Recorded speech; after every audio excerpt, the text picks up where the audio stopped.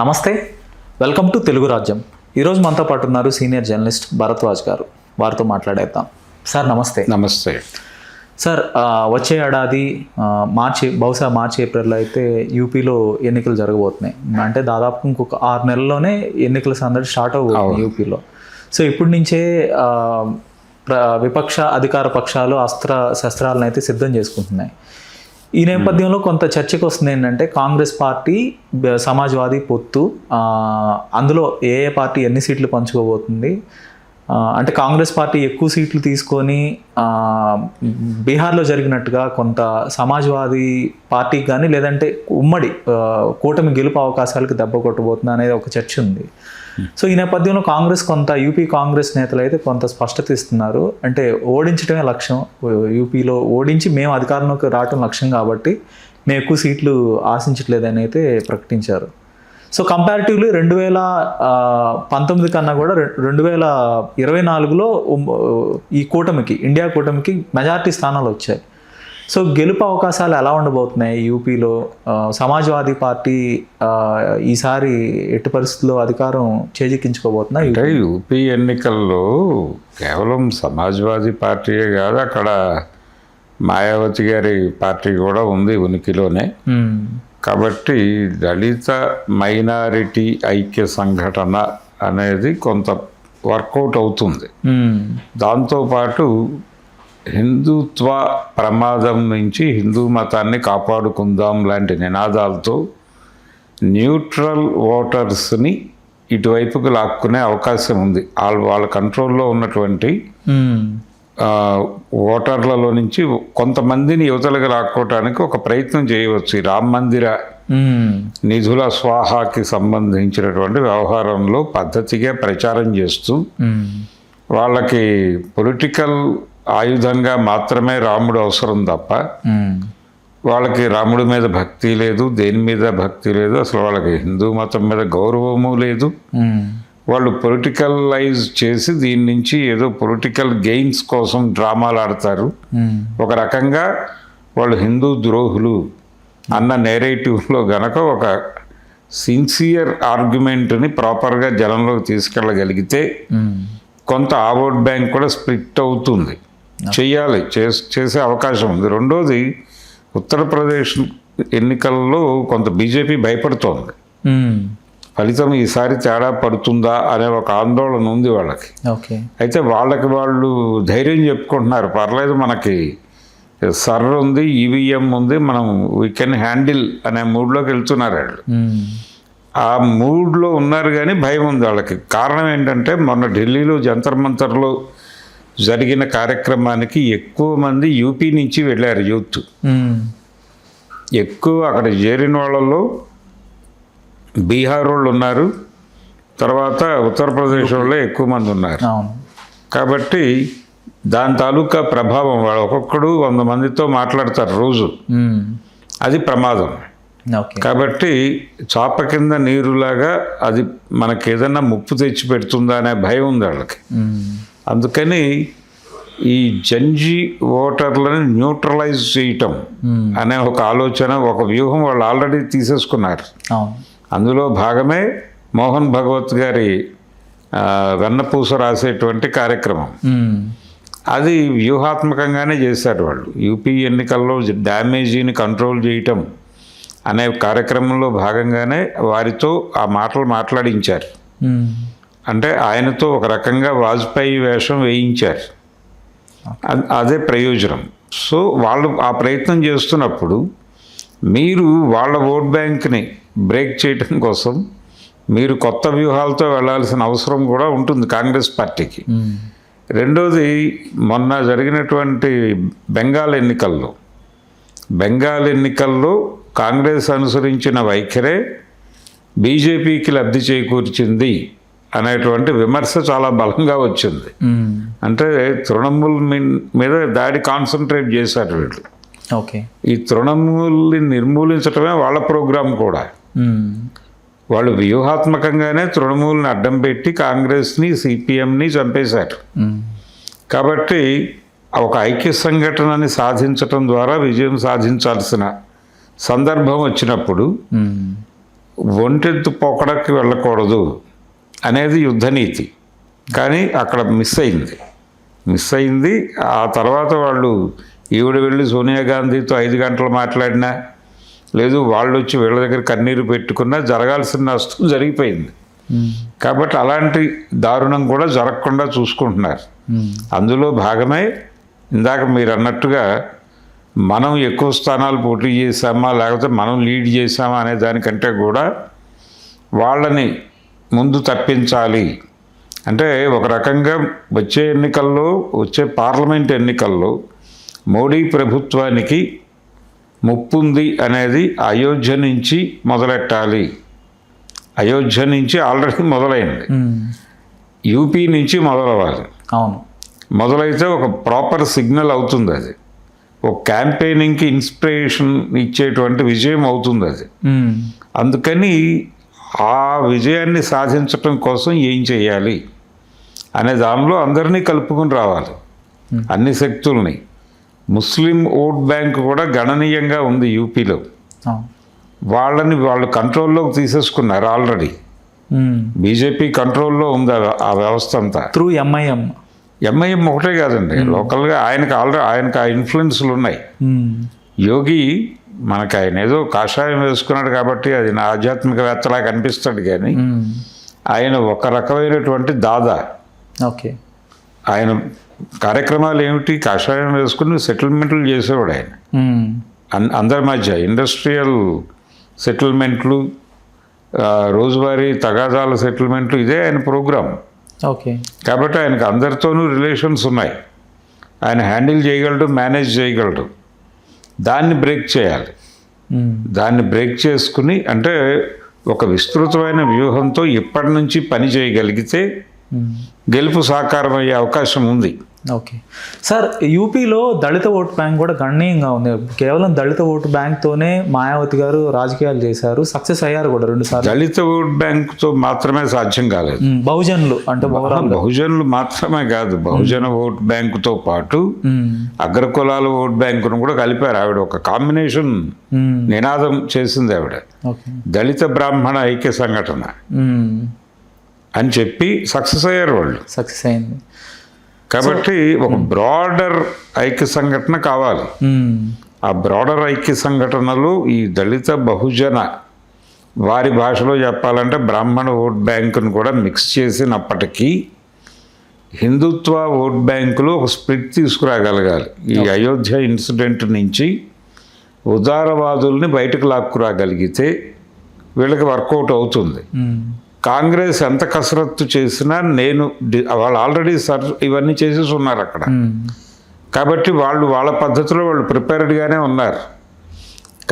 ఈ తాలూకా విధ్వంసం ఎలా జరిగింది అనేది గ్రాస్ రూట్లోకి వెళ్ళి కనుక జనాలకి వివరించగలిగితే, దాని మీద ఒక ఆందోళనను బిల్డ్ చేయగలిగితే ఈ లోపు, అలాగే ఈవీఎంలకు సంబంధించిన చర్చ ఒకటి జరుగుతోంది ప్యారలల్గా.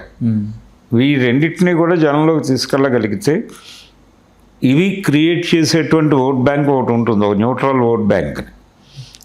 ఈ అంశాలన్నింటినీ వాడుకుంటూ ఇప్పటి నుంచే పని మొదలు పెట్టాలి. రెండోది, ఈ జంతర్ మంతర్ నుంచి వెనక్కి వచ్చినటువంటి యూత్తో కనెక్ట్ అవ్వాలి. ఈ పనులు చేసుకుంటూ అధికారం నుంచి యోగిని తప్పించటమే ప్రధానము. యూపీ ఎన్నికల నగారాతో నరేంద్ర మోడీ ప్రభుత్వాన్ని సాగనంపుతాము అనే నినాదంతో వీళ్ళందరినీ కలపాలి. అంతే తప్ప మేము అధికారంలో షేర్ తీసుకుంటామా, లేదు మేమే లీడ్ చేస్తామా ప్రభుత్వాన్ని, ఈ వ్యవహారం కాదు. ఎవరు ప్రభావవంతంగా పనిచేస్తే వారే లీడ్ చేస్తారు. యూపీలో ఈ ఇండియా కూటమికి రేపు ఎన్నికల్లో, అసెంబ్లీ ఎన్నికల్లో పోటీ చేయబోయే కూటమికి మహాగఠబంధన్ అంటారు బహుశా. సో ఆ కూటమితో పాటు కలిసి వచ్చే వర్గాలు ఏమేమి ఉండొచ్చు అంటారు? అంటే ఒకటి యాదవ్ ఓట్ బ్యాంక్ ఉంది, ముస్లింలు, దళితులు, వీటితో పాటు అగ్రవర్ణాల్లో కొంత స్ప్లిట్ వచ్చే అవకాశం ఉందా? ఎందుకంటే అగ్రవర్ణాలలో ఒక స్ప్లిట్ ఉంది ఆల్రెడీ. అక్కడ బ్రాహ్మణ్ ఓట్ బ్యాంక్ సపరేట్. అక్కడ వాళ్ళని కొంత న్యూట్రలైజ్ చేసి పక్కకు లాగడానికి అవకాశం ఉంది.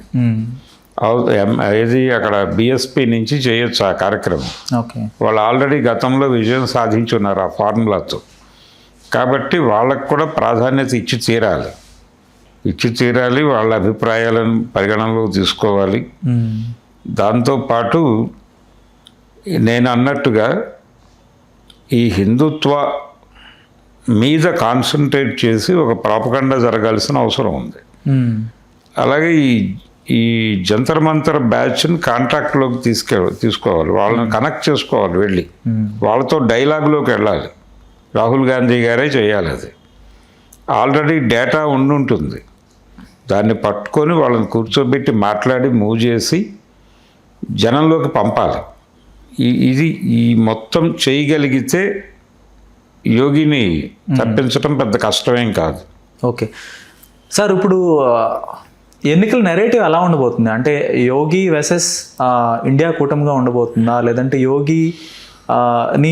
యోగిని ఇంటికి పంపించాలనే ఒక నెరేటివ్ బిల్డ్ చేస్తారా, లేదంటే యోగి వెసెస్ అఖిలేష్ యాదవ్ అనే ఒక పద్ధతిలో ఎన్నికలు జరుగుతాయంటారా?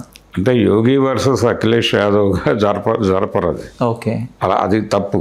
అలా కాదు. అంటే ఒక లీడర్గా ఎస్టాబ్లిష్ చేస్తారు. ఓకే, యుద్ధం వీరి మధ్య ఉంది అనేది ఫోకస్ అవటం వేరు.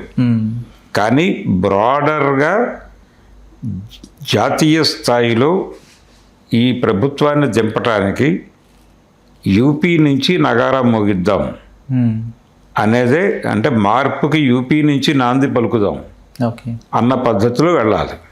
అదే నినాదం. ఇక అఖిలేష్ సమర్థత గురించి మాట్లాడాలంటే ఏం చెప్తారు? ఎందుకంటే గత ఎన్నికల్లో చాలా వాళ్ళు గణనీయంగా సీట్లు తెచ్చుకున్నారు, బీజేపీ కన్నా ఎక్కువ వచ్చారు. సమాజ్వాదీకి మంచి పోటీ ఇచ్చాడు, మంచి పోటీ ఇచ్చాడు. డెఫినెట్గా తను ప్రభావవంతమైనటువంటి నాయకుడు కూడా. ఓకే, మన అయోధ్య ఇన్సిడెంట్లో కూడా తనే నిలబడ్డాడు. అందుకని ఆయనకి కొంత లీడ్ ఇవ్వాల్సిన అవసరం ఖచ్చితంగా ఉంది. ఓకే, దాంతోపాటు బీఎస్పీకి కూడా తగిన ప్రాధాన్యతనిచ్చి వాళ్ళ మధ్య ఉన్నటువంటి కొన్ని వైరుధ్యాలు ఉన్నాయి, దాన్ని కొంత న్యూట్రలైజ్ చేయాల్సిన బాధ్యత పెద్దన్న పాత్ర తీసుకుని తనే చేయాలి కాంగ్రెస్ పార్టీ. ఓకే, చేస్తూ అంటే బెంగాల్లో జరిగిన పొరపాట్లు రిపీట్ కాకుండా చూసుకోవాలి. ఓకే, చూసుకోగలిగితే ప్రాజెక్ట్ వర్కౌట్ అవుతుంది అది. ఓకే, అంటే ఇప్పుడు మాయావతి పార్టీ బీఎస్పీ క్రమంగా బలహీన పడిపోవటం కూడా వీళ్ళకి కలిసి వస్తుందా? బలహీన పడింది అనేది కాదండి, అంటే దానికి ఉండే బలాలు దానికి ఉన్నాయి. దానికి వీళ్ళు కొంత ఇది ఇవ్వాలి, బూస్ట్ ఇచ్చి నిలబెట్టి నడపాలి, అది అవసరం. ఓకే, అంటే లాస్ట్ టైం 2012లో ఓడిపోయారు, 2007లో గెలిచారు ఆవిడ. తర్వాత అయితే విజయం లేదు. 12 నుంచి తర్వాత 17, 21 క్రమక్రమంగా ఈవెన్ మొన్న పార్లమెంట్ ఎన్నికలకు కూడా అసలు కంప్లీట్గా వ్యానిష్ అయిపోయింది. అవును. సో ఆ ఓట్ బ్యాంక్ మొత్తం ఇటు ట్రాన్స్ఫర్ అవుతుందా? దళిత ఓట్ బ్యాంక్ ఇండియా కూటమికి ట్రాన్స్ఫర్ అవ్వాలి అన్నా కానీ వాళ్ళతో ఒక ఐక్య సంఘటన ఉండి తీరాలి. వాళ్ళని కూడా దీనిలోకి తీసుకురావాలి, ఒక బ్రాడర్ ఇది కావాలి. అందుకని ఓట్ బ్యాంక్ విడిగా రాదు. ఓకే, ఇప్పుడు వాళ్ళకి కలిసి వచ్చినటువంటి శక్తులు ఎవరో కలిసి రాలేదు. అంతకుముందు బ్రాహ్మణ్ ఓట్ బ్యాంక్ వాళ్ళతో నడిచింది ఒక దశలో. ఓకే, అప్పుడు విజయం వచ్చింది. ఆ తర్వాత వాళ్ళు దూరం అయ్యి ఉంటారు. ఆ దూరం అవడం తాలూకా వీళ్ళ బేసిక్ ఓట్ బ్యాంక్ నుంచి స్ప్లిట్ రావడంతో ఆ పార్టీ ప్రభావాన్ని చూపించలేకపోయింది. అయితే ఇక్కడ అఖిలేష్ యాదవ్కి ఒక అడ్వాంటేజ్ ఏంటంటే ఆయన న్యూట్రల్ ఓట్లను కూడా తన కంట్రోల్లోకి తెచ్చుకోగలిగాడు. ఆ అడ్వాంటేజ్ ఉంది అతనికి. అంటే బీసీ ఓట్ బ్యాంకు గణనీయంగా ఉంటుంది, అక్కడ ఉంది. దాన్ని అతను తన కంట్రోల్లోకి తీసుకోగలిగాడు. ఆ విజయం అందుకని వచ్చింది అతనికి. అందుకని దీనికి తోడు ఇవన్నీ గనక కలిపితే అప్పుడు అంటే కాంగ్రెస్ పార్టీ అధికారం కోసం చేస్తున్నటువంటి స్కీమ్గా ఉండకూడదు.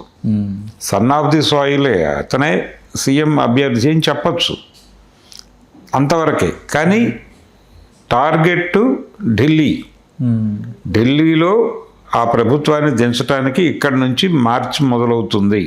ఓకే, దానికి ఇదే రంగాన్ని సిద్ధం చేస్తున్నాం మనం అన్న మూడ్లో దీన్ని జాతీయ స్థాయి వ్యవహారంగా మార్చాలి. ఆ ఒక్క రాష్ట్రపు ఎన్నికే కావచ్చు, అది దేశ భవిష్యత్తును మార్చే ఎన్నికగా ప్రచారం జరిపి జాతీయ సమస్యలన్నింటినీ దానిలోకి తీసుకొచ్చి ఒక డిస్కషన్ మొదలుపెట్టి జాతీయ స్థాయిలో ఒక ఐక్య సంఘటన నిర్మాణానికి దాన్ని ప్రయోగశాలగా మార్చగలిగితే అది వర్కౌట్ అవుతుంది. ఓకే. ఆ బ్రాడర్ సెన్స్లోనే వెళ్ళాలి. ఇంకా యూపీ అనగానే మనకి యూపీ రాజకీయ ముఖ చిత్రం అనగానే మనకి కంపల్సరీ వారణాసి స్థానం గురించి మాట్లాడుకోవాలి. ప్రధాని నేరుగా అక్కడి నుంచే ప్రాతినిధ్యం వహిస్తున్నారు. 2014, 2019లో భారీ మెజార్టీలు వచ్చినాయి మోడీ గారికి. కానీ 2024లో అయితే గణనీయంగా పడిపోయింది. 1,50,000 మెజార్టీయా సార్? అవును. సో మొదటి 2 రౌండ్లు అయితే ఆయన ట్రయల్లోనే ఉన్నారు, అంటే వెనకబడే ఉన్నారు. అవును. సో ఈ నేపథ్యంలో ఈసారి యూపీలో ఇండియా కూటమి గెలిచిన పక్షంలో, లేదంటే బీజేపీ యోగి ఓడిపోయిన పక్షంలో ఆయన అసలు ఇక్కడ పోటీ చేయడానికి సిద్ధపడతారా నెక్స్ట్ ఎలక్షన్కి? పార్లమెంట్ ఎలక్షన్స్లో ఆయన పోటీ చేస్తాడు. పోటీ చేయడానికి భయపట్టాలు ఉండకూడదు. ఓకే. ఎందుకంటే బ్యాడ్ సిగ్నల్ వెళ్తుంది మొదటే. అంటే ఆయన వారణాసిలో నేను పోటీ చేయట్లేదు అన్నాడు అనుకోండి, సంచి సర్దేయటానికి సిద్ధపడిపోయారు అంటారు అవతలోళ్ళు. ఓకే. అందుకని అలాంటి ప్రకటనలు ఏ రాజకీయ నాయకుడు చేయరంటారా? Okay okay okay. ధన్యవాదాలు sir. Thank you. Hello, Telugu Rajyam channel చూస్తున్నారా? సామాజిక రాజకీయ జీవన చిత్రణే తెలుగు రాజ్యం. అతిశయోక్తులు అసత్యాలు ఉండవు.